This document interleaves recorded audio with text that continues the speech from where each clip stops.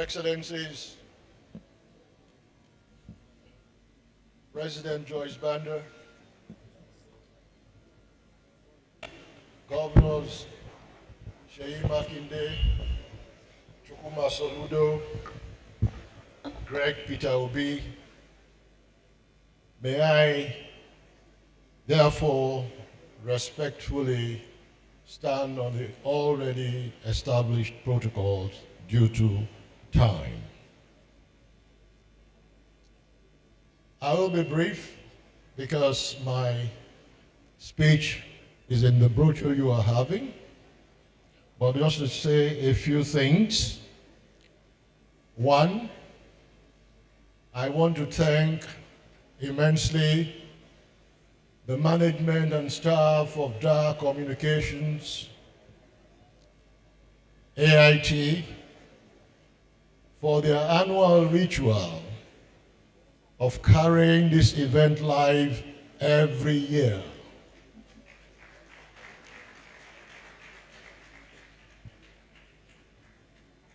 To that extent, I want to please request of all of us to rise for a minute silence in honor of two great men, High Chief Dr. Raymond Alewo Dokpesi and our late father who passed on early this month, Pa Soludo. So may we please all be upstanding for a minute silence in their memory.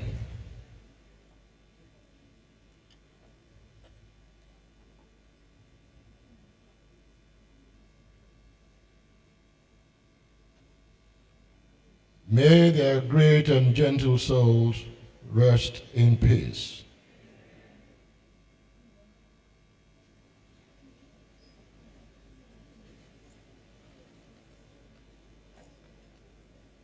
I want to thank the Vice Chancellor and the entire management of the Azikiwe University for holding forth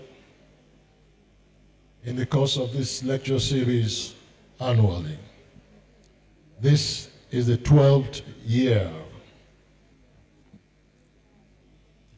Having said that, it is with great joy and honor that I welcome everyone to the 12th Zik Lecture Series in commemoration of President Dr. Nnamdi Azikiwe, GCFR, Zik of Africa.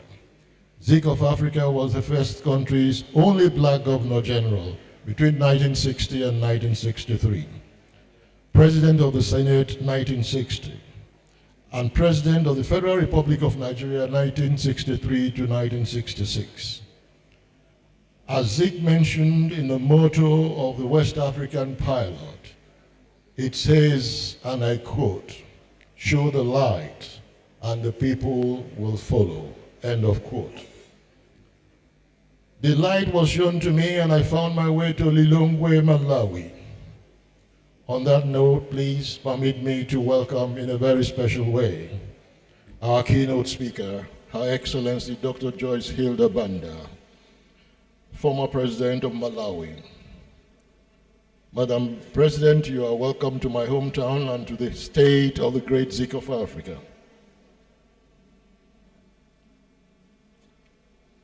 To my governor, His Excellency Professor Charles Soludo, I thank you for your contributions towards the success of this lecture series,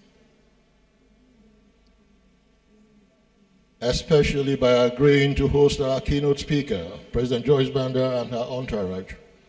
I also thank you for honoring us with your presence.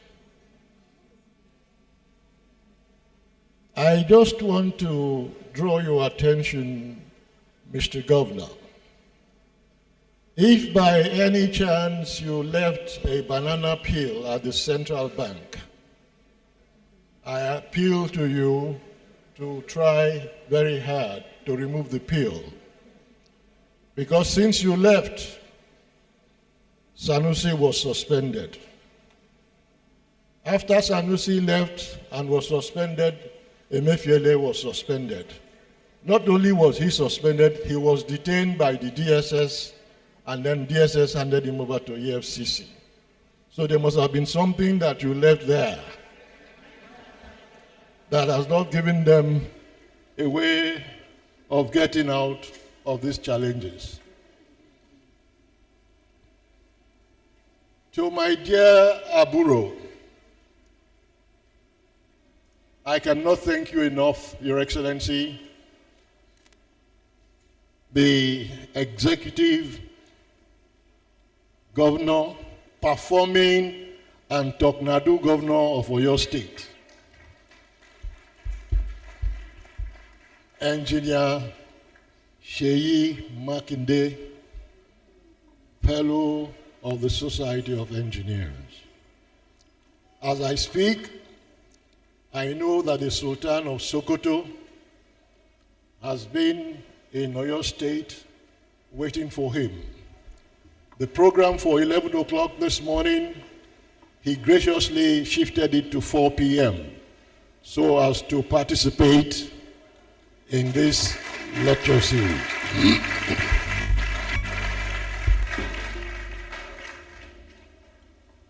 Aburo,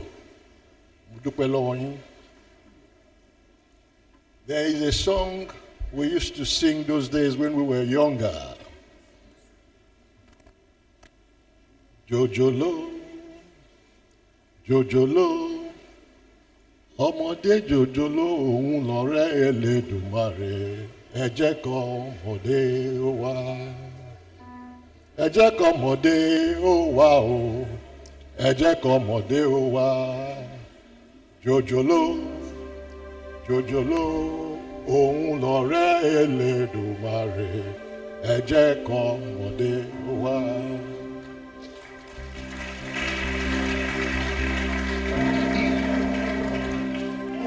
And finally, to my very, very young and able brother,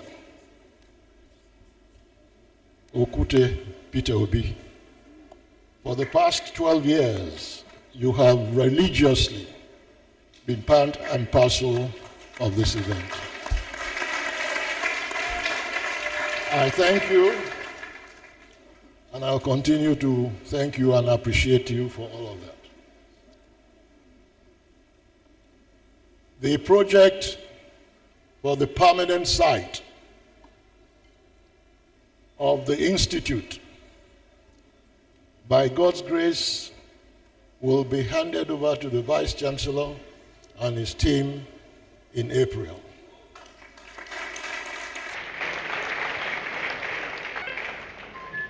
I want to thank every one of us for coming, and we await to hear from the wisdom of knowledge of Her Excellency President Joyce Hilda Banda. Thank you.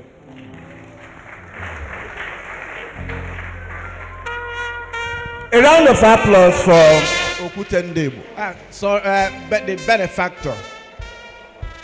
Ladies and gentlemen, may we very specially welcome the executive governor of the great state we are in, Anambra State, His Excellency, Mr. Governor, Professor Charles Chukwuma.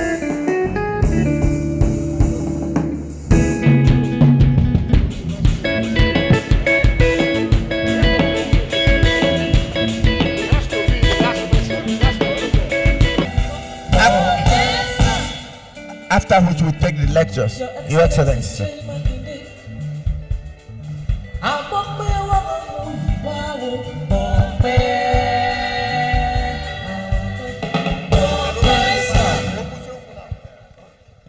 Well, thank you for having me back. I left some things that I didn't say the last time, so now is the time to say those things. Well, permit me to stand on the already established protocol as I deliver this opening address. Well, today, the 16th November, is the birthday of Dr. Nnamdi Azikiwe. Were he still alive, he will be 119 years today, having been born 10 years before the amalgamation of northern and southern Nigeria in 1914.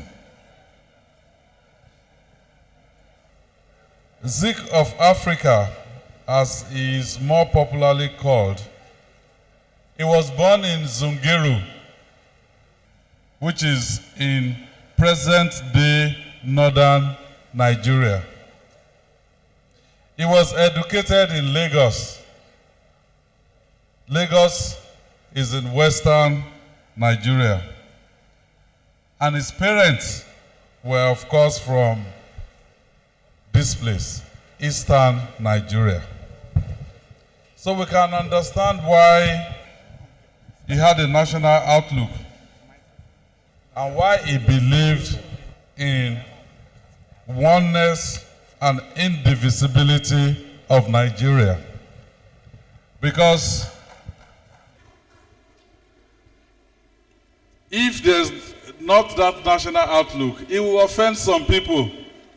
If he says he's leaning towards the north, it will offend his parents' people.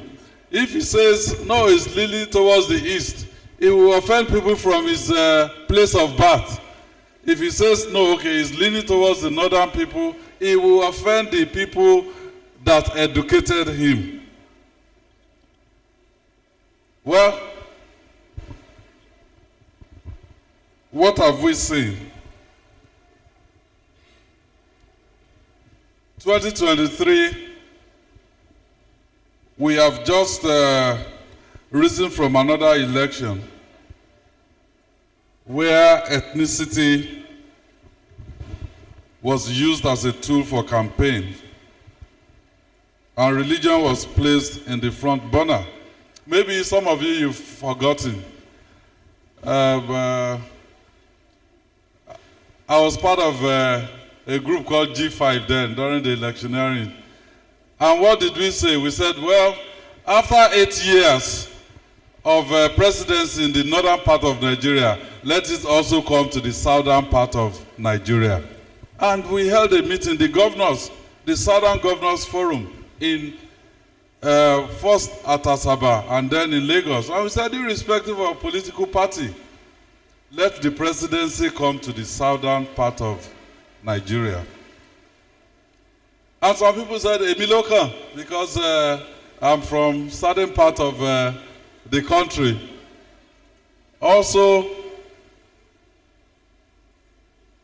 inside my own political party, somebody said, look,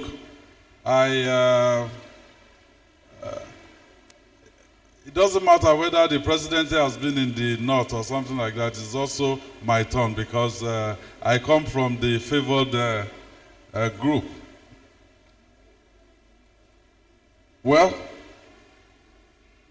this event, Zik Annual Lecture, gives us another opportunity. It's another opportunity for us to talk about nationhood. Let me share with you this quote I found that provides us food for thought at this time of our nationhood. These words were spoken by the father of Nigerian nationalism. And by the way, Zik spoke Yoruba, and he also spoke some Hausa, and of course, his mother tongue, Igbo. He said, each of our three regions is vastly different in many respects, but each has this in common, that despite variety of languages and custom, or difference in climate, we all form a part of one country which has existed as a political and social entity for 50 years. That is why we believe that the political union of Nigeria is destined to be perpetual and indestructible. This was said by Zik in 1959. I mean, that's 15 months to Nigeria's independence. And 8 years before me standing before you, before I was even born. Don't mind the other guy saying, I'm a young man. I'm getting there, I'm getting mature right now. So today, over 60 years after Nigeria's independence, Nigeria has managed to continue remaining perpetual and indestructible. We have survived a civil war and several campaigns by state and non-state actors to sow seeds of division that will separate us. Yet, we remain as one. Perhaps there is a lesson in there for us. Well, I believe in the unity of Nigeria. And I believe we should, as a nation, have moved beyond asking the question regarding whether we want to stay together. From our history, from even the circumstances surrounding Zik's birth, his education, and the role he played when Nigeria was at a crossroad. So we shouldn't be talking about, should we be together? We're already together. So the question we should be asking is, how? How is this structure? How is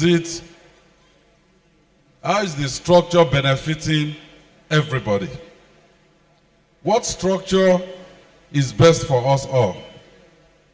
Remember, in the First Republic, Zik worked with a parliamentary type of government. And by the time the Second Republic came, he was also willing, he stood election, and willing to work with a federal system of government. So what this tells me is that he's a dynamic man who did not remain adamantly holding on to one system or way of doing things. He was determined to think in accordance with the times. So as we have a conversation around reclaiming Zik's world and linking this to climate change and sustainability, a good question to ask is, if Dr. Nnamdi Azikiwe were alive today and still able to influence Nigeria as they did in the past, what will he be telling us right now? One thing we know for sure is that he will not be talking about breaking Nigeria apart or saying that because someone from his part of the country did not win elections, then the country should split. I don't think that is what my leader, Governor PeterObi, has been saying to us. In fact, when I listened to him at the press conference, I was really, really very happy because he did not pollute the well through which he may even drink water in the future.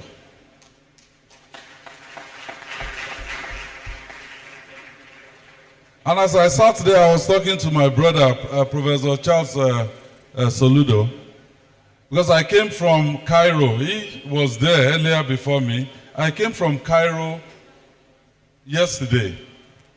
And from Cairo to Abuja, we spent 5.5 hours thereabout. Still the same continent.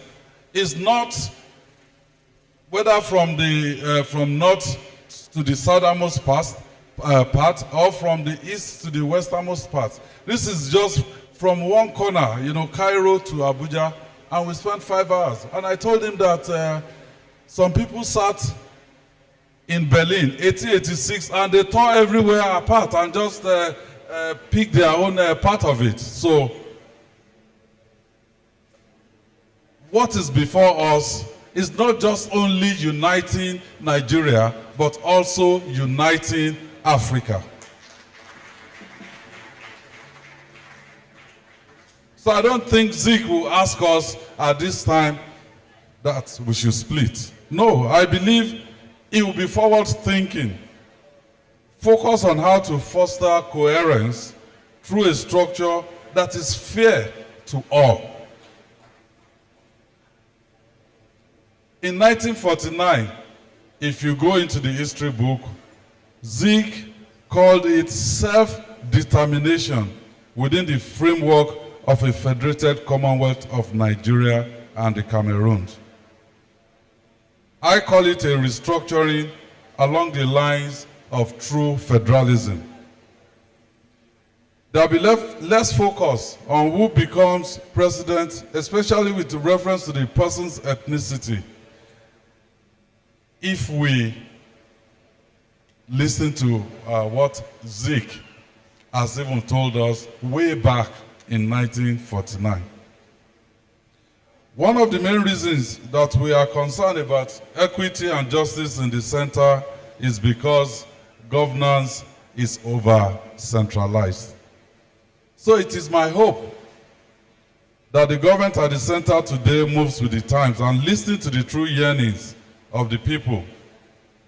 Yes, we're facing economic hardship. The VC was greeting everybody and thanking them for coming despite this economic hardship, because fuel price has gone through the roof. But we will not be the first country in the world to face economic hardship. So as I hinted in my opening remarks, there are two ways to react to the difficulties we are facing. We can sit around and point fingers as to what would have happened if X or Y had become president.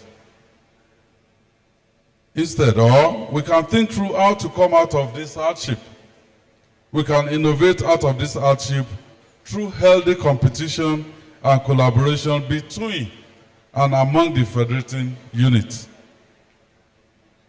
So for me, my passing shot, and when I finish saying it, just take the message, don't shoot the messenger.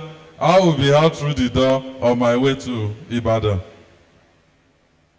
So my passing shot is a complete restructure of Nigeria is needed. Thank you, and God bless you.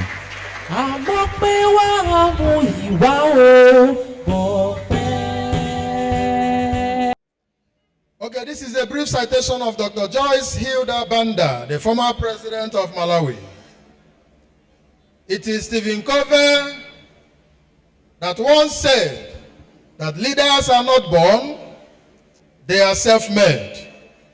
Excellency, Madam President, Joyce Hilda Banda started her life sojourn on the 12th of April 1950 in Malenia, a village in Zomba district of Nyansaland, now Malawi. Her father was an accomplished and popular police brass band musician. As education, whether formal or informal, presents as passport to the future, especially when tomorrow belongs to those who prepare for it today. Her Excellency fortified herself for today with a Cambridge School certificate, a Bachelor of Arts degree in Early Childhood Education from Columbus University, a Bachelor of Social Studies in Gender Studies from Atlantic International University, USA, and a Diploma in Management of NGOs from the International Labour Organization Center in Turin, Italy. She has a master's degree in leadership from Royal Rose University, Canada, with honorary doctorate degree in 2012 from Jeonju University, South Korea. Guided heavily by the famous words of Dante Alighieri, that the darkest places in hell are reserved for those who maintain their neutrality in times of moral crisis. And the famous inclusion of Plato, that one of the penalties for refusing to participate in politics is that you end up being governed by your inferiors. Ladies and gentlemen, Her Excellency began her political career in 1999 when she won a parliamentary seat in Malawi's democratic election under the then ruling United Democratic Front. While in parliament, the then President Baliku Muluzi appointed her as a Minister for Gender and Community Services, where she fought to enact the Domestic Violence Bill and the National Platform for Action on Orphans, Vulnerable Children, and Zero Tolerance campaign against child abuse. Again in 2004, Her Excellency was re-elected into the parliament, though in a different political party with the then ruling president, and in confirmation of the submission of Aretha Franklin that true virtue has no hiding place. It is not something you just put away. The then new president of Malawi, President Bingu Wa Mutharika, in 2006, appointed Dr. Banda as Minister of Foreign Affairs. By 2009, President Mutharika found her worthy of a joint ticket during the country's presidential election. The victory saw Her Excellency as the first female vice president of Malawi and second in the continent of Africa after Ellen Johnson of Liberia. Her tenure as vice president of Malawi at some point was faced with deep-rooted crisis of political intrigues and conspiracies. However, by 7th of April 2012, Her Excellency was sworn in as the 4th president of Malawi, marking her the first female president of Malawi, following the sudden death of her principal and boss, President Mutharika, due to heart attack. As president, Her Excellency faced a difficult task as Malawi ranked as one of the poorest countries with deepening political crisis, which was underscored by severe economic setbacks. With her resolute insistence and firm resolve to change the narrative, Her Excellency, Madam President, led from the forefront by cutting her salary by 30%, just to show that they too were making sacrifices at the top.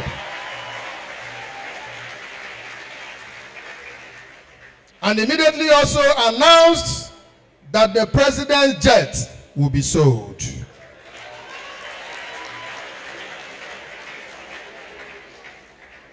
Under her watch, Malawi's operational industrial capacity improved from 35% in 2012 to 85% in July 2014.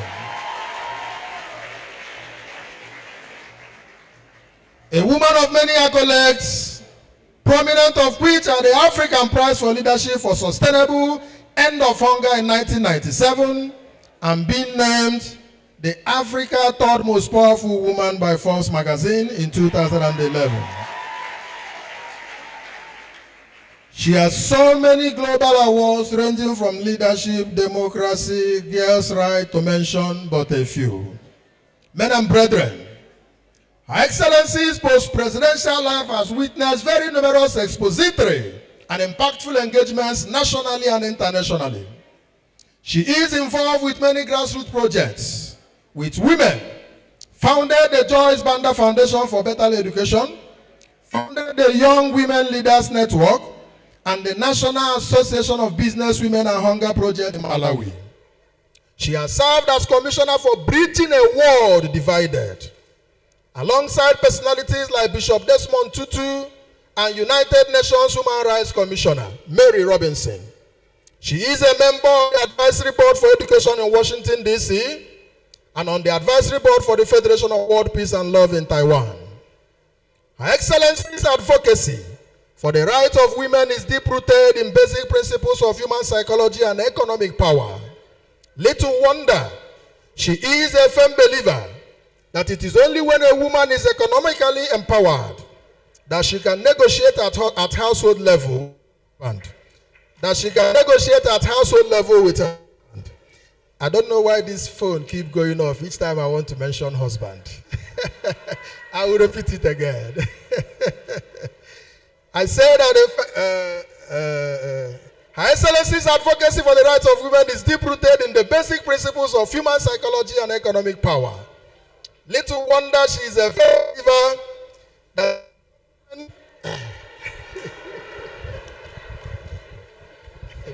little wonder that it is only when a woman is economically empowered that she can negotiate at household level with her husband. Even about the number of children that the body of hers can have. A family woman so cherished by her husband that Her Excellency always profess that her dear husband Richard has been behind her success and rise to whatever level that she has become. And that her story and legacy is incomplete without his mention. She is blessed with 5 children.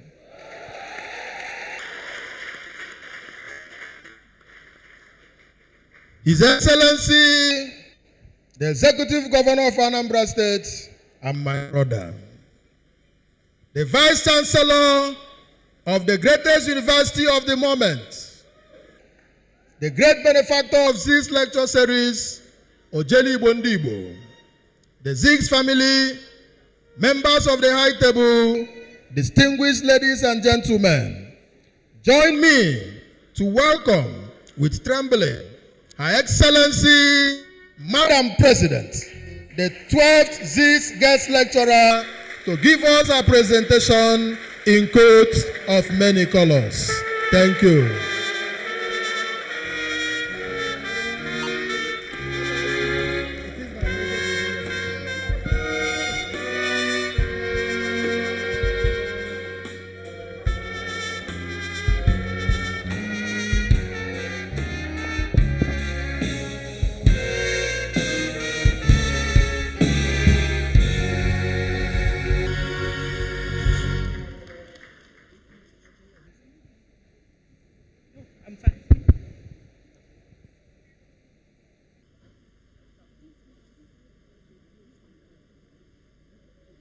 Good afternoon, fellow Africans. Your Excellency, Chair of the Ziggs series today and Executive Governor of Oyo State, Your Excellency, Professor Soludo, Executive Governor of Anambra State, you are one person I've highly admired throughout my life. It's a privilege to meet you at last. Your Excellency, PeterObi, former Executive Governor of Anambra State.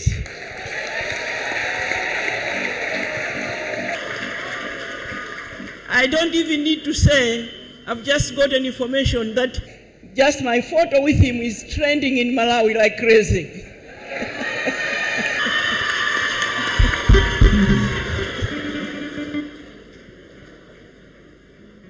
Professor Charles Esinod, Vice Chancellor of Azikiwe University, Your Honor High Chief Senator, Dr. PeterObi, my brother and your beautiful wife.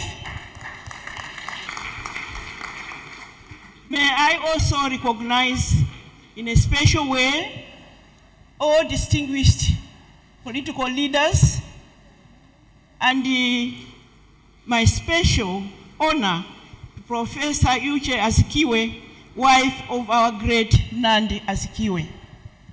All distinguished ladies and gentlemen, students, and my favorite group of young people. Today, I'm here to deliver this lecture, but I have a confession to make. I say things as they are. So if anybody gets offended, I am sorry, but that's how I'm born.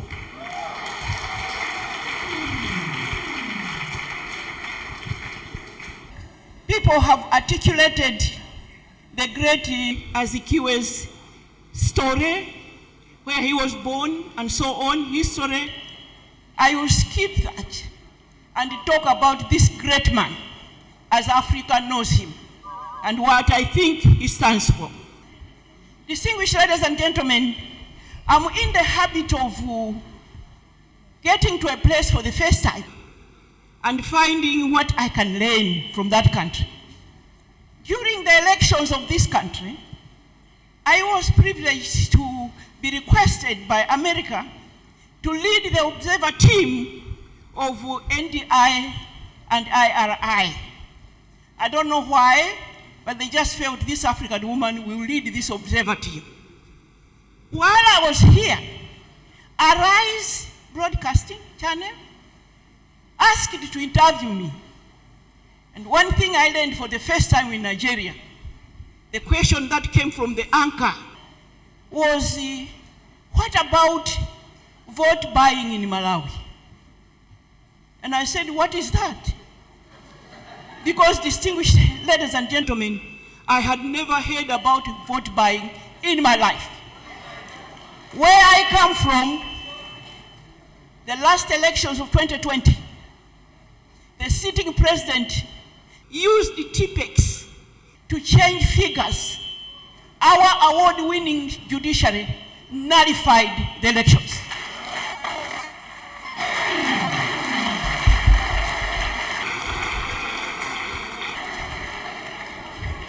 Distinguished ladies, so when I went home, being interviewed how Nigeria was, I told them about this question, and Malawians were amused. We learn every day. Vote by. Today, now to my speech. I have decided that I will broaden my theme. We will touch a lot of issues, at the end of which I will ask questions that you will take home, because Africa needs answers to the issues that are affecting us. Nobody is going to come into Africa to do this for us. We must do it ourselves. And Zik of Africa, the great Zik of Africa, led the way. Today, 16th of November, is not an ordinary day. Nandi Azikiwe would have been 119, as you've heard already. He died at the age of 91 in May 1996. We are here to honor the life of a gallant fighter for human rights and justice, a man that embodied humanity and servant leadership, a man who we are and have continued to celebrate, the great Azikiwe of Africa. We are also a few weeks away from October 1, the day that he became first president of the Federal Republic of Nigeria in 1963. A formidable journalist turned political activist and president, whose leadership acumen made colonial powers try in vain to block his ascendancy to the presidency. I have therefore always wondered why, when we talk about our revolutionary leaders, our founding fathers, we will mention Nyerere, Kaunda, and we'll mention Mandela, and often leave out Azikiwe. Distinguished ladies and gentlemen, it is your duty as Nigerians to amplify this name. This is no small name. Azikiwe was a great man, just as great as Nyerere, as Kaunda, as everybody else. Nobody is going to do it for you but yourselves. I'll give you an example of what I did myself. Kamuzu Banda attended the first founding meeting of the Organization of African Unity. And in 2013, we were celebrating 50 years. And I got to the African Union headquarters, and they had put all the names on the wall of people they honor and recognize as our founding fathers. And Kamuzu Banda's name was not there. His picture was not up. And I told the organizers, I told the African Union, I'll go back to my hotel until that picture is up. We must do the same for Azikiwe. We must never allow his name to be omitted because he's a great son of this continent. Distinguished ladies and gentlemen, these lecture series are a befitting celebration of an African giant who, through the power of his pen and paper here in Nigeria, Ghana, and across Africa, before independence, gave us a platform to identify ourselves as proud Africans and consciously ignited the flames of colonial liberation across the many colonized countries of the African continent. And please follow me. I'm going to talk about women of Nigeria.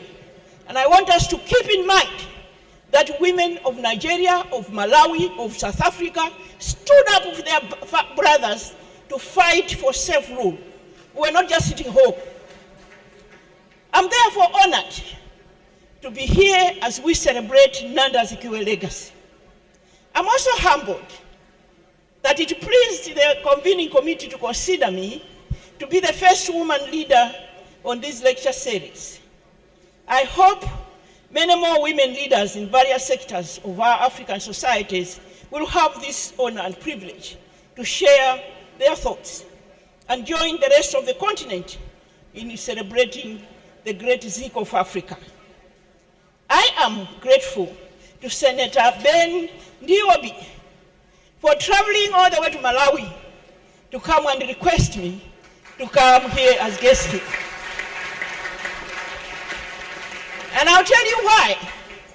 I had come a few years before on the invitation of a certain foundation, and I was treated very badly.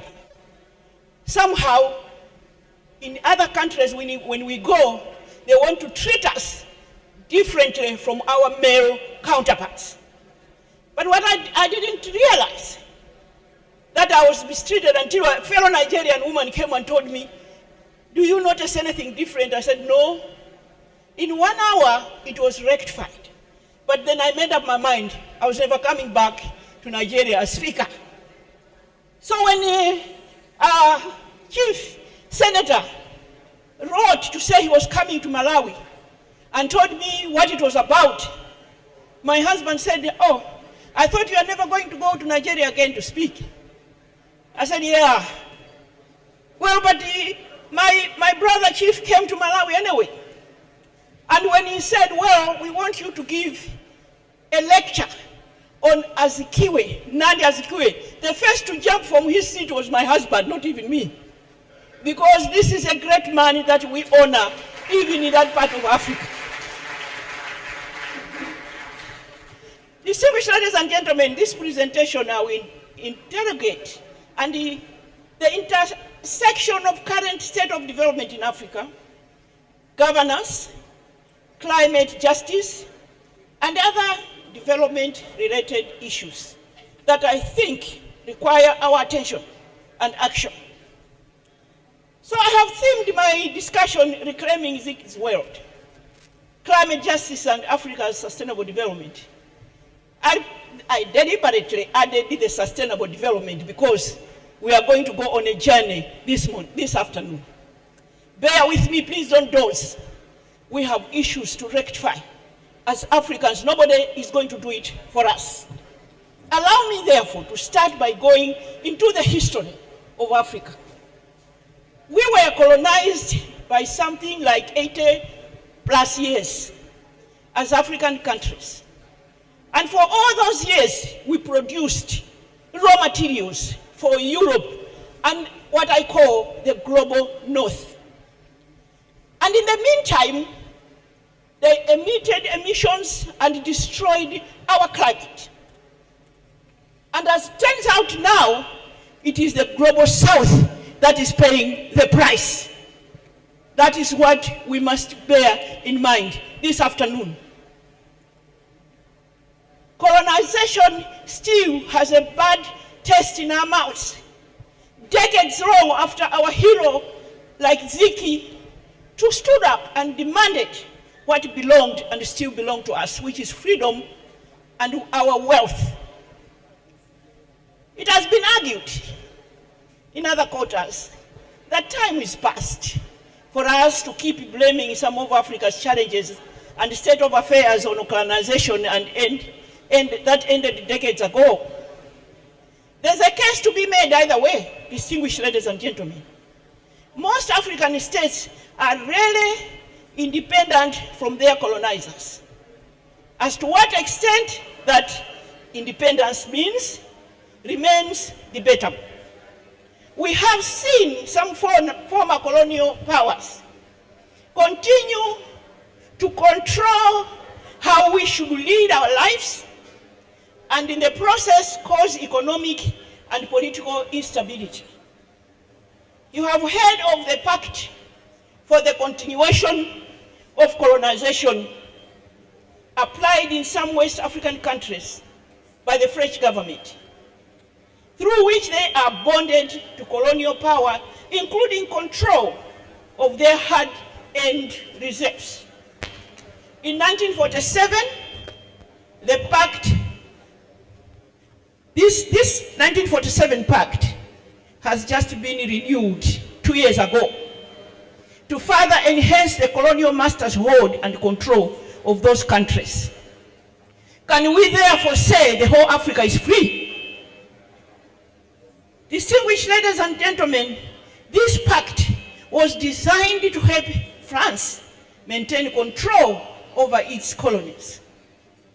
I therefore hold the view that unless we rise and fight together, as the governor said, stand united, we are not completely free. These are facts that one cannot wish away.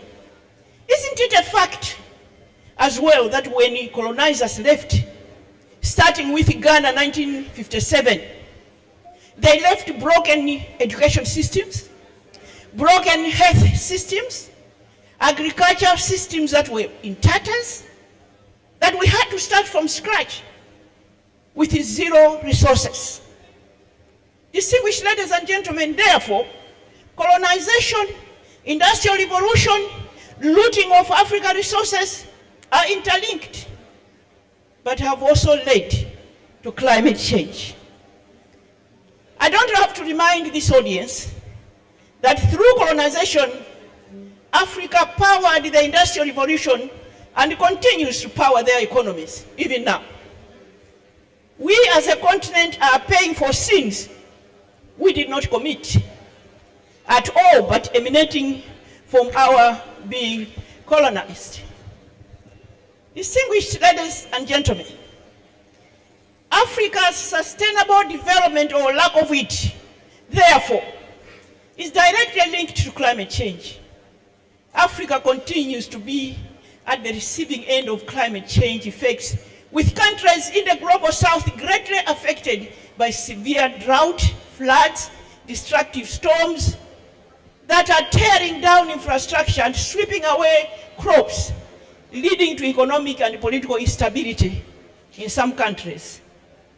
These are countries that are already struggling to recover from global economic shocks. Distinguished ladies and gentlemen, climate justice is therefore critical to holistically address challenges that most African states are encountering in their efforts to attain sustainable development. The global north, as the highest emitters of greenhouse gases, has a moral and financial obligation to help developing countries, and particularly Africa, mitigate global warming effects. By the way, because of the noise I've been making on this matter, of this year, I was appointed the Pan-African Climate Justice Champion to amplify our African voice on the loss and damage agenda. From here, I've been invited by the President of Angola to go and discuss peace in Africa. From there, I've been invited by President Ramaphosa to go and interact with our male counterparts. But from there, I'm going straight to Abu Dhabi. I want to sit there when we discuss climate justice. So climate change is no longer a theory or a future activity. Climate change is no future tense. It has no future tense. Climate change must be discussed in the present tense. It is a current norm, and we must aggressively mitigate or adapt to the changes to sustain our generation. We have a responsibility to preserve our future and our children's future. Distinguished ladies and gentlemen, this then brings me to the issue of wealth, natural resources. We are told that as a continent we hold 30% of the world's minerals. And I have argued that we may have more, even more than this. But yet, we have some of the poorest nations in the world.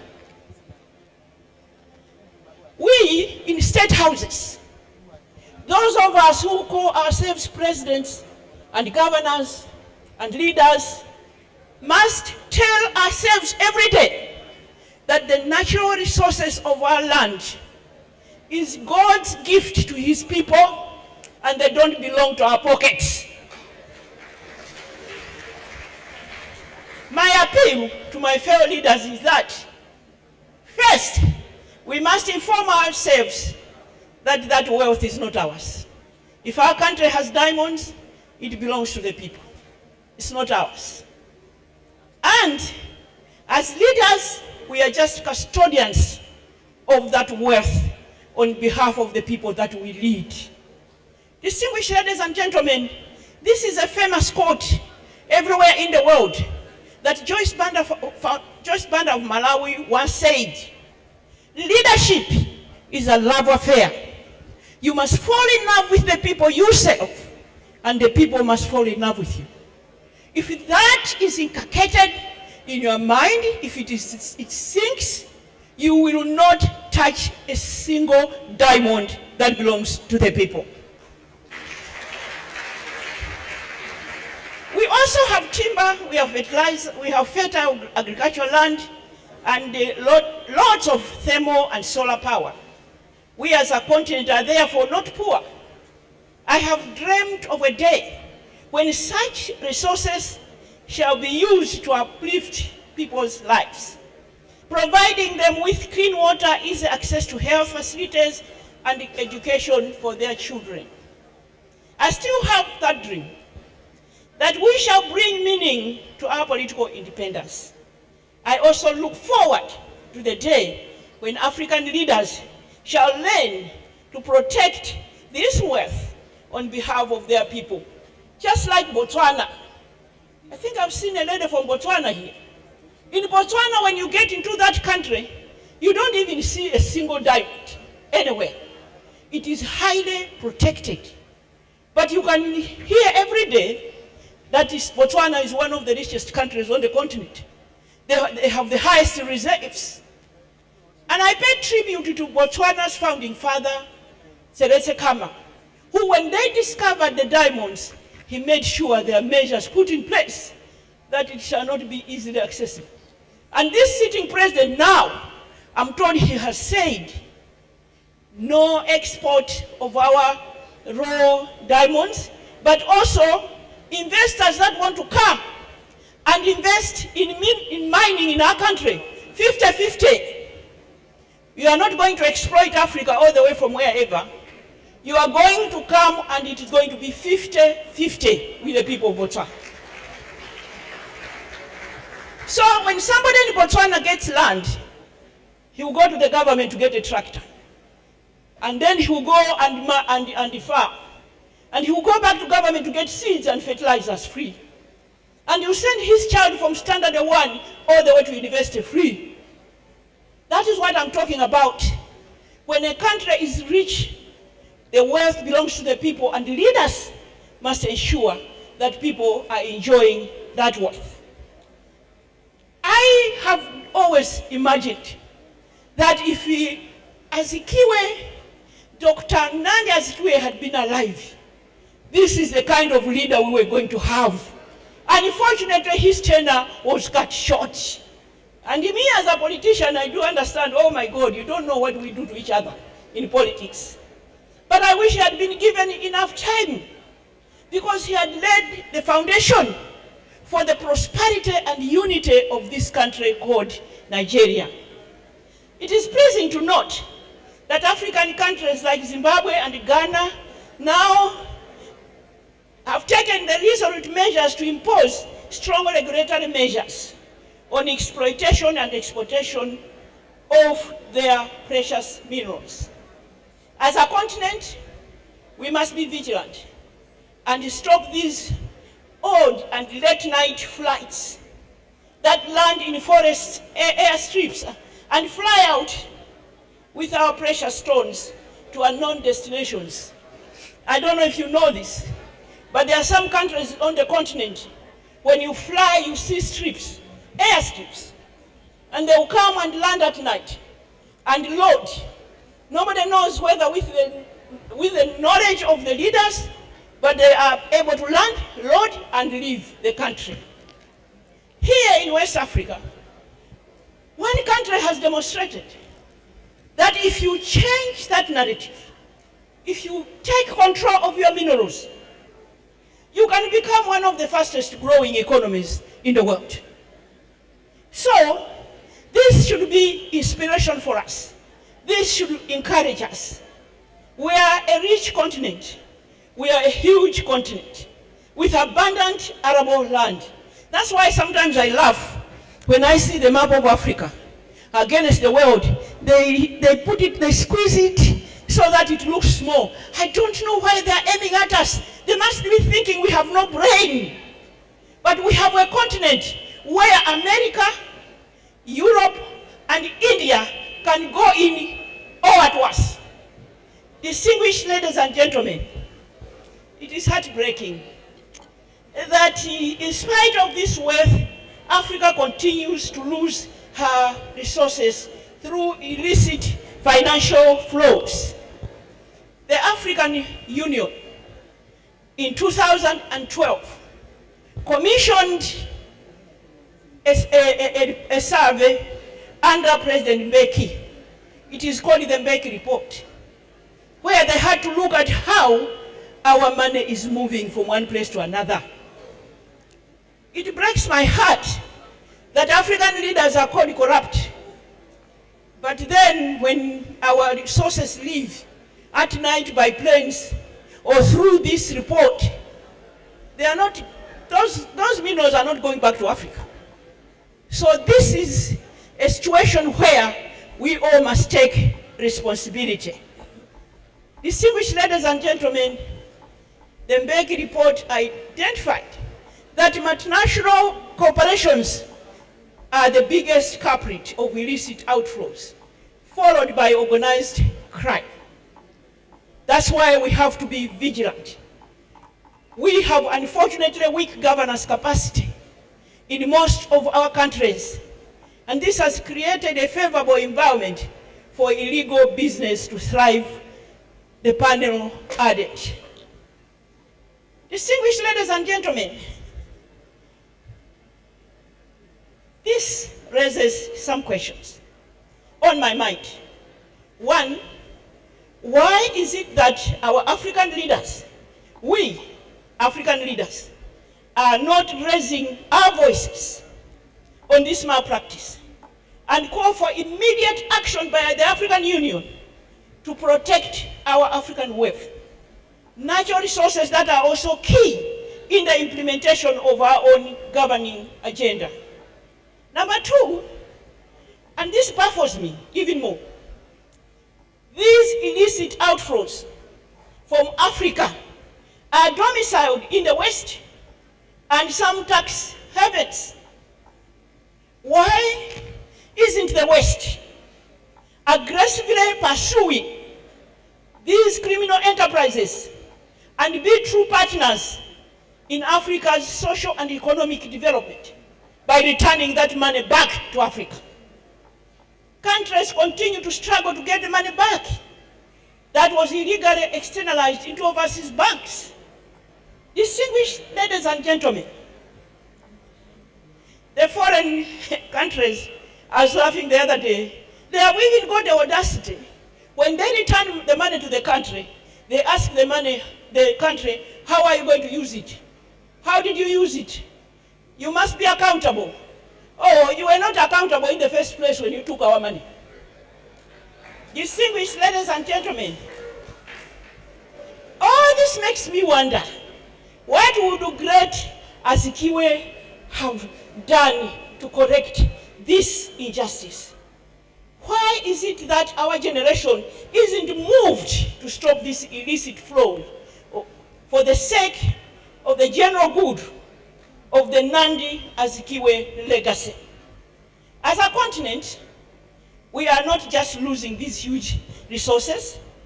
This corruption and illegal externalization of our resources is a direct contribution to the current suffering of our people through economic stagnation, squeezed fiscal space for infrastructure development, and natural disasters.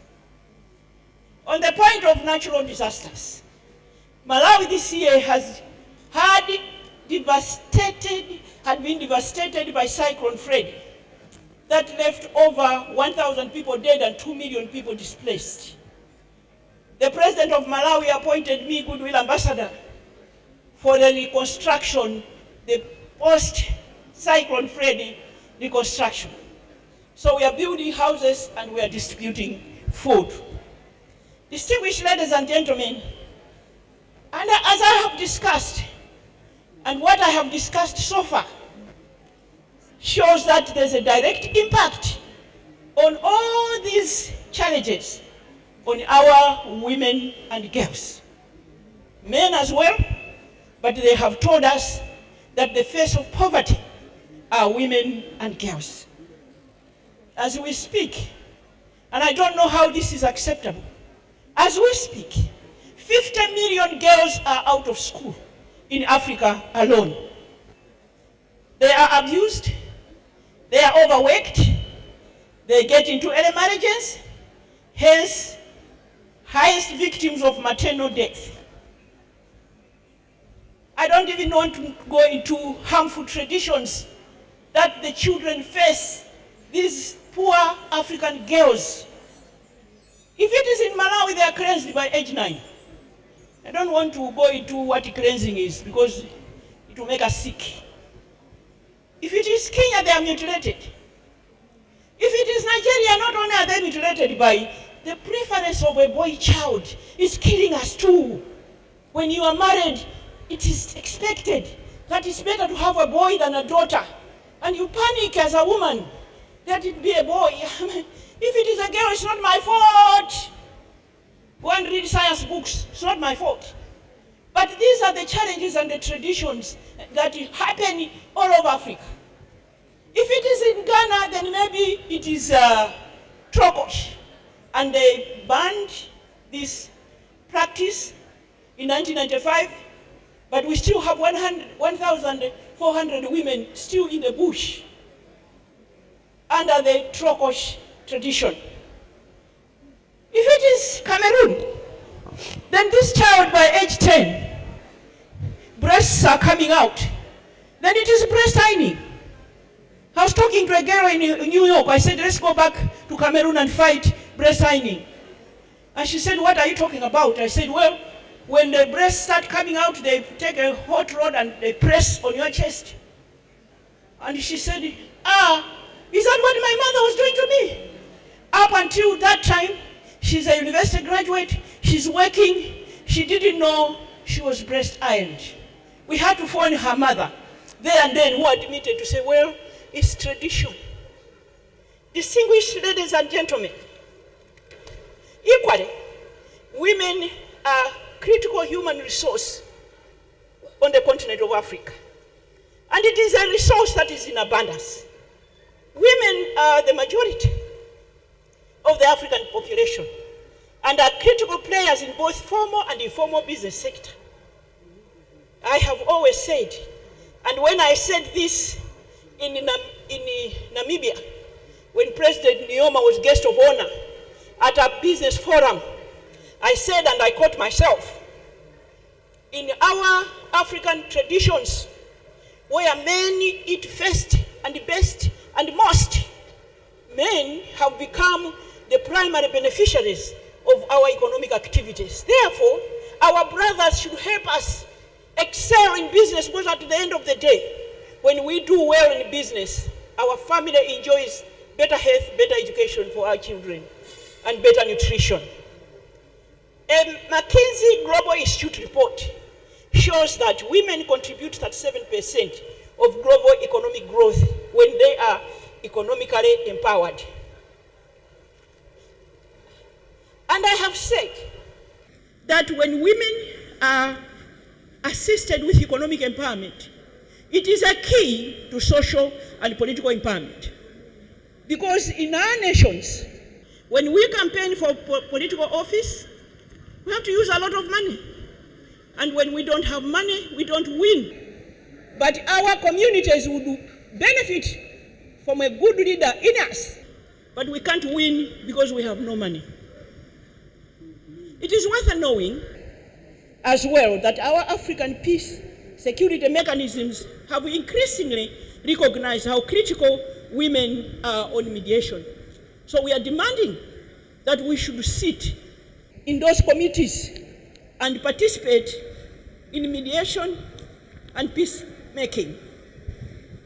It is, however, disheartening, distinguished ladies and gentlemen, that these women, these girls, are being exploited by peacekeepers, UN peacekeepers.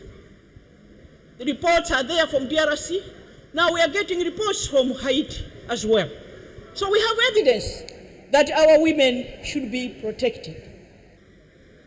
In spite of all these challenges, women continue to excel. I'm proud to be associated with the historical fact that Africa has more women leaders, presidents, than America itself. I was honored at the UN,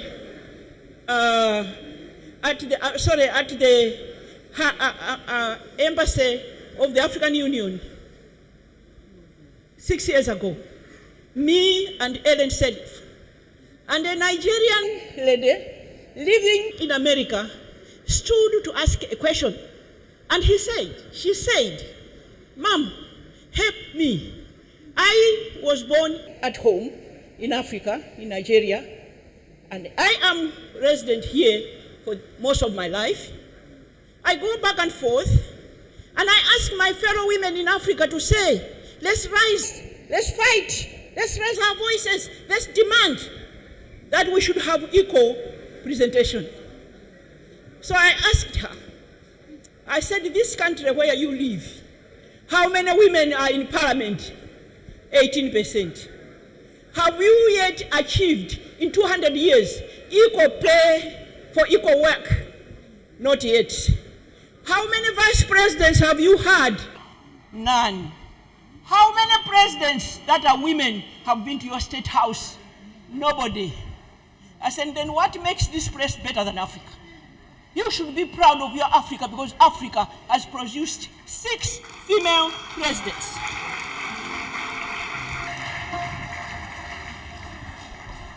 Rwanda holds the highest record of women's representation in parliament on earth, not just in Africa, in the world. 64% and 37% in the Senate. Distinguished ladies and gentlemen, the continent boasts of having produced all these women. My friend Ellen Sirleaf of Liberia transitioned from war to peace. We make better leaders. We take risks. We fight corruption. It fights us back, because when you decide I'm going to arrest you thieves, they'll fight you back. They're not playing, they have resources to do it. You have to decide as a female leader, do I want to stand for truth or not? And when somebody asked me, and that somebody was my own husband, Richard Banda, he said, be prepared to exit when you have started arresting thieves. I said, yes. If that is the price I have to pay, there is life after presidency, but to jail they will go. And as I'm talking to you now, some are still in jail. My husband told me he's one of the finest lawyers Malawi has produced. He has been Chief Justice of Malawi and Swaziland. I don't know how many people have done that. He told me that when you're standing for the truth, be resilient and be persistent, because nothing will happen to you, especially with a country with an independent judiciary like Malawi. Distinguished ladies and gentlemen, as I conclude, I wanted to ask a few questions, because then I have got this speech that will be given out, but I thought in the interest of time, I should just say the following. Meanwhile, the representation of women in Nigerian politics has been going down since 2011. This is a country of great women, great men, great achievers. You are leading in sport, in music, in everything. The African women from Nigeria are leading WTO, United Nations. In fact, I was saying in another speech somewhere, one day we shall have a prime minister in London from Nigeria. Can happen. So the question that bothers me is, why is the same not happening in Parliament? These last elections I came and I watched my fellow women really cry, trying so hard. As it turned out, what they had sent me to come and discuss with President Buhari a year and a half ago was 6%. And President Buhari said, Madam Joyce Banda, we will take the bill to Parliament. And our distinguished president did just that. And the bill ended up in Parliament, and it was thrown out. So what do we do? As long as women are sitting out of that August House, who is looking at issues that affect women and children? I am so proud to be saying this here, because I have my distinguished brothers here that can help us change that narrative. I have been asked, are you a feminist? And I've said, yes, but I'm an African feminist. I don't fight men. I'm never rude to them. I don't confront. I engage them. Because our brothers,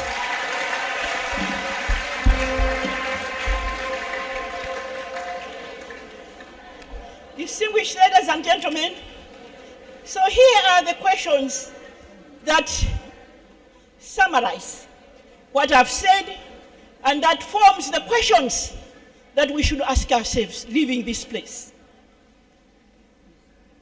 I would like to ask that the Global South messed up our climate, and they don't deny it. They have admitted. When some billionaire drives to your house, breaks your gate, admits that, yes, I broke your gate, and you ask that person to fix the gate, is it wrong? They came, they colonized us, they messed up our climate, they must pay for it. The question is that too much to ask? Number two, we are not going to play the blame game. They must just come forward, and we have tried it in Malawi. engaging them nicely, naming and shaming, and they come. And we are implementing projects at grassroots. Number 2, girls. Is it okay, distinguished ladies and gentlemen, that 50 million girls are not in school? When you go to Lagos in the city, you drive around, they are carrying mangoes and papayas and what selling in town. Their brothers are in school.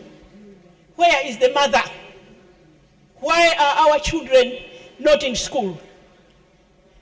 Distinguished ladies and gentlemen, all those traditional harmful practices, it is us, women, when we stand together, that can eliminate them. As for women, we are not asking for anything new. African women have been leaders on this continent, even before colonization. Sometimes when you research, they say the reason why we slowed is because those who colonized us didn't know what to do with us, because in their structures they had no women. But we were already leaders. So all we are saying, we are back. Can you please space be created at the table for us to participate? Distinguished ladies and gentlemen, can I ask my brothers and sisters, particularly my brothers, to take note? Next time I come, I'll ask my governor, how many women have you taken on board? It's just a simple, innocent question. He will not even be angry with me, because he's my brother. The most painful issue with me today is about the youth. I have helplessly sat and watched our young people run from one country to another looking for opportunities. Because where they come from, there are no opportunities. So they end up in South Africa, and South Africans end up in Morocco, and Malawians end up in South Africa, and they're subjected to xenophobic instances. They are killed, they are beaten. They are even dying swimming to Europe on the Mediterranean Sea. So this is a call on my fellow leaders to say we are obliged to create opportunities for our young people. They have been raising their voices for a long time. We are not listening. And if we are not listening, you know what will happen? While we are comfortably sitting in the State House, another leader will emerge for the marketplace. We shall not even know what beat us, because they are not playing.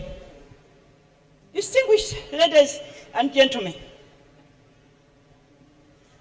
leaders, we have agreed the wealth in our countries is not ours. So if it is Nigeria, Botswana, Malawi now, it has the largest deposits of rutile. When we get that out, it doesn't belong to any leader, it belongs to the people. Our own citizens must feel that they are rich and from a rich country. Illicit movements of our wealth out of Africa can be stopped, and the African Union and ECOWAS must get involved in this matter. And the countries are running to us for help to resolve the pact for the continuation of colonization, and instead of helping them, we are condemning them. It won't help. It's counterproductive. Distinguished ladies and gentlemen, what these countries in West Africa need is support, not condemnation. Our institutions should be in place and take action as soon as possible. Now, President Tshisekedi of DRC has announced that I don't want peacekeepers in my country. So all of us were surprised. But there are so many that are saying the same. As it turns out, on the 4th of November, a drone was caught in the bush. A UN drone with its logo full of gold and guns. So he was vindicated. What I want to say is to ask the UN to investigate all these reports, because African countries need to know. We have always complained of our president's leaders being corrupt. Now there's a whole crop of leaders who are saying enough is enough. We shall fight corruption. We shall fight abuses. The best African Union and ECOWAS and the SADC can do is to listen and do something about the situation. I would like to end by saying, may the spirit of Dr. Nandi Azikiwe, may his vision continue to propel us to make Nigeria and Africa a great place for our children. Thank you. May God bless you. Standing ovation.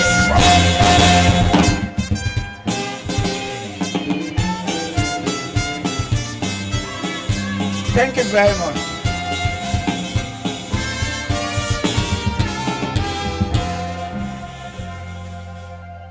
Thank you, ma'am. Charles Abdubike, come on around this. Where is he? Hurry up, around this wonderful thing. So far, all the speakers have been emphasizing the need for African leaders to up their game by changing the template of development and growth as it appears.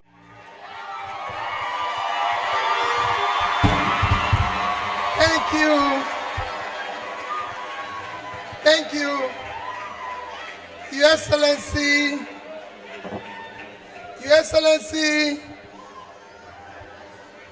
our dear Governor,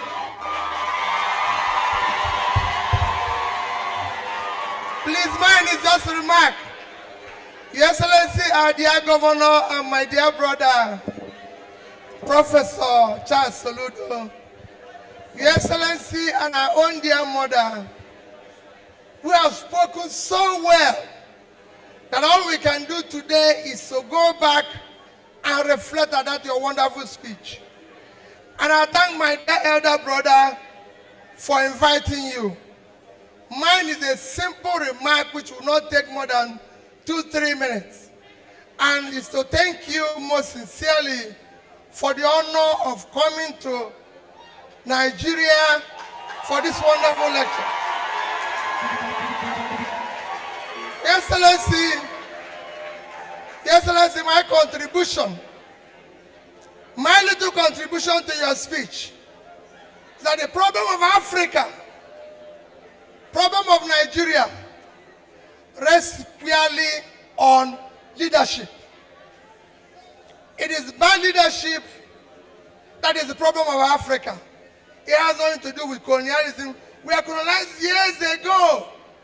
Today, it is African leaders that have turned Africa into a gigantic criminal enterprise. And I'll give you an example. Let me use this university. Let me use this university to give you an example of the problem we face in our country. This university, if you're employed here, you work hard for several years to be a professor. And if you're a professor in this university, your salary is 400,000 naira. And if they pay you without spending your money for 30 years, your salary will amount to 144 million, which is not up to what we used to buy a car for a legislator in Nigeria. That is the problem of Nigeria.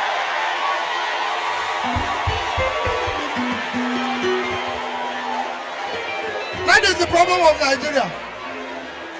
That is number one. Number two, this university where you are, the overhead they give to the Vice Chancellor from federal government of Nigeria is about 10 million naira. So in 1 year, they will get about 120 million naira. They have over 500 professors, over 4,000 lecturers, over 40,000 students. They get 10 million naira, 120 million naira a year. So 5 of universities like this will get about 600 million naira annually, which if you convert to dollar today, is about 500,000 naira. That is what we use to go to a meeting of United Nations for 1 week. It's unacceptable. That is the problem of Nigeria. That is the problem of Africa. We can afford to do that with less than 10%. So it's squarely on our destiny. So I thank you for being part of this crusade. I'm sure our governor, every other person, we are part of this crusade. We must dismantle this criminality. That is the only way it can work. Thank you and God bless you. Thank you. Thank you very much, yes.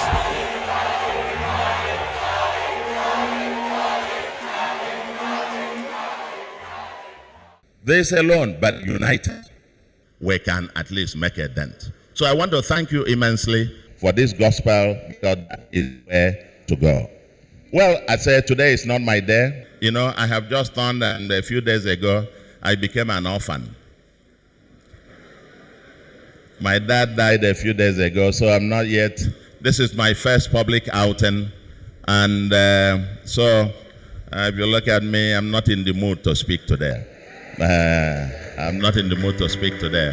I'm still mourning, and by the time we finish the mourning, then I'll be in the mood to speak. Then for our students,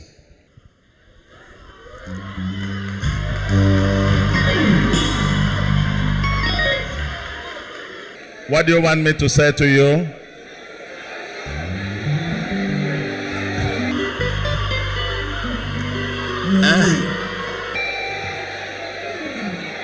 What do you want? I'm not hearing you.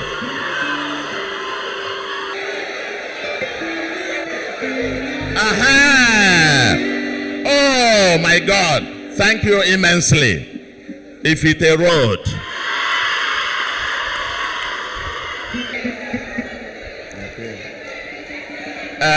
now listen to me. You're listening to me. You are not yet aware. And because once you said this, what you just remind me is that as I leave tomorrow, we'll go on inspection. Because that road, if it's a road all the way from Amansi through through the student hostels down to Aroma, about 15 kilometers of them was awarded 2 months ago. We've just awarded the contract, so we are coming there on what? Inspection. But let me tell you, my fellow students, I will give you something more than if it's a road.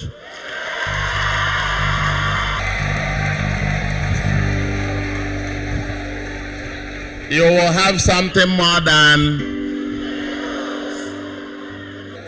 How many of you here are from Anambra State? From Anambra State?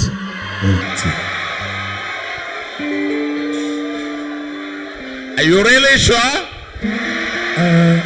Okay. I have good news for you.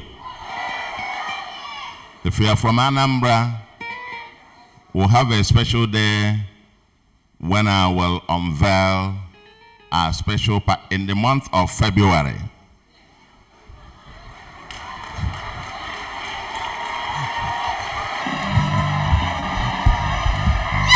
Are you hearing me? Oh, is there any of you going to graduate before February? Yes. Who are those going to graduate? If you are going to graduate before February, then which one? Aha. No. I tell you what. I tell you, our agenda for human capital, for our students, for our youths, we've had an agenda for those in primary to junior secondary, for public schools, We're trying to rebuild our public institutions. In a few days' time, I will be visiting Olumbanasa, a community in Anambra West that I understand no governor has ever been there. These people have been left behind. Our government is for those who are destitute and suffering. And that's why we're going to do Ifite Road. And for you, the students, we have had a program for the primary school through secondary school, and we haven't finished with the secondary school. We'll still finish up with them early next year. But when I say I unfold a comprehensive agenda for our education and human capital, total human capital program, the date for that, unfolding the entire thing, and we have a special huge program for those of you. I'm going to Ibarriam tomorrow. We have a special program package that will unfold. That's palliative for you. Okay.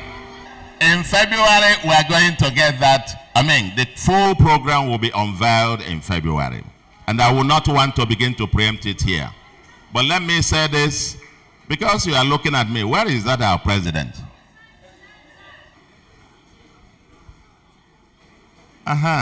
Presido.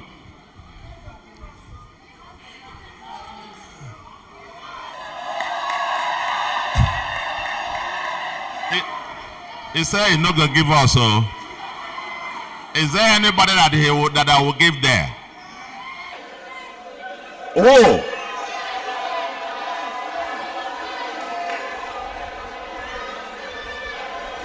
Okay.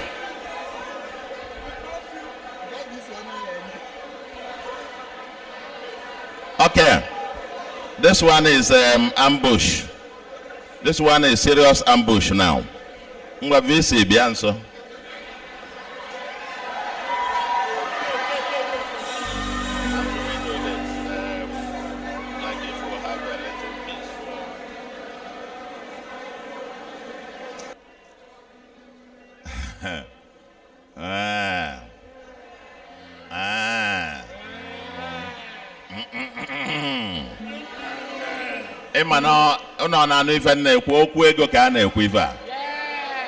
The question is how we reach you. We're just looking at the number of you here, and probably 1,000 or thereabout.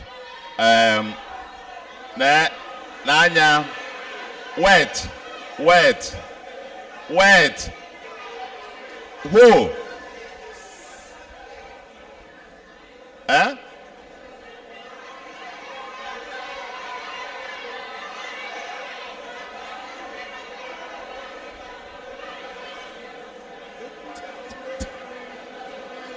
What are they?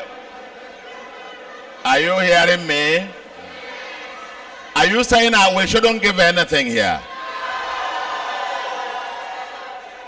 Okay, because I thought that's what I just wanted to say thank you very much and leave. And then you started.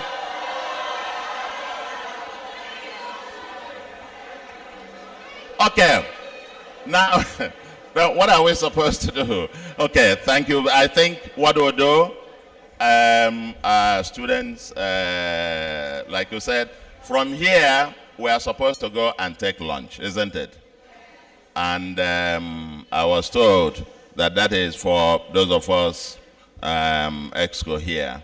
But at least for the rest who have come for the this is our students thing, you can have something to go to Mama Ngozi's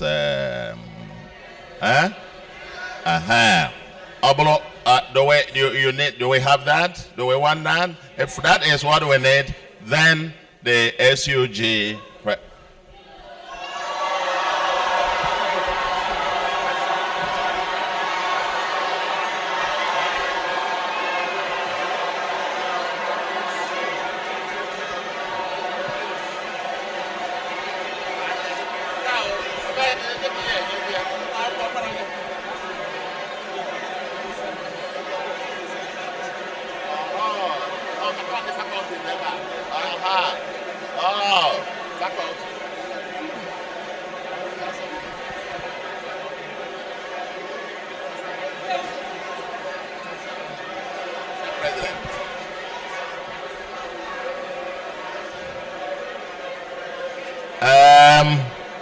my fellow students, are we there? We have now consulted, because this is like, this is an ambush here. But I would rather love to really get out there, because this is my constituency. This is where I love to get out there and let's go and eat Nanke Mamangozi. But I was told that the best way to do it is to give something to the Fossa.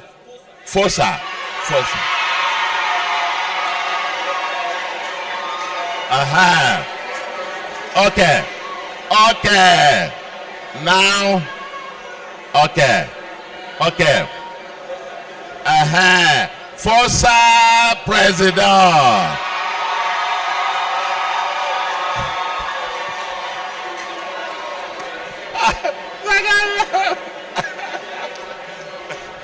Okay.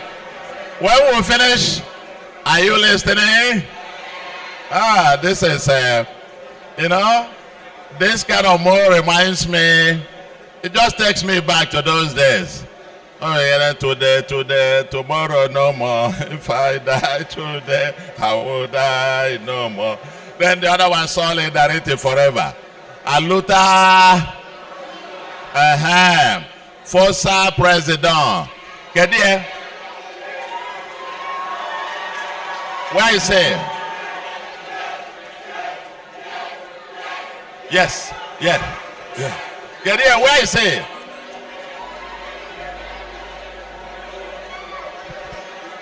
Okay.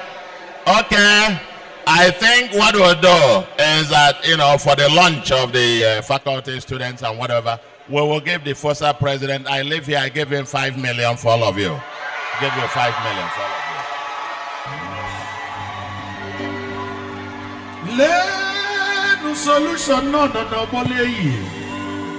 like this. Solution on your Thank you very much. Thank you very much. Solution. Thank you very much, Your Excellency.